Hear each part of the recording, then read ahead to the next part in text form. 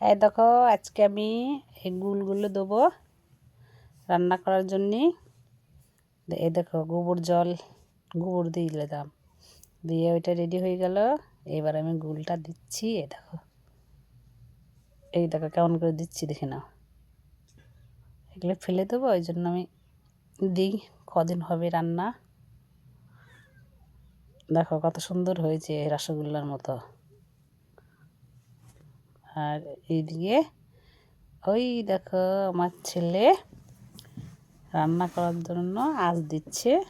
ভাত বসাবো, আমরা সবাই মিলেমিশে কাজ করি।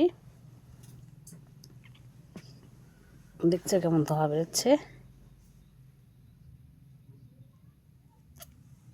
খানিকক্ষণের মধ্যে আঁচ চলে আসবে। আর আমি কি সুন্দর করে গুল দিচ্ছি দেখো।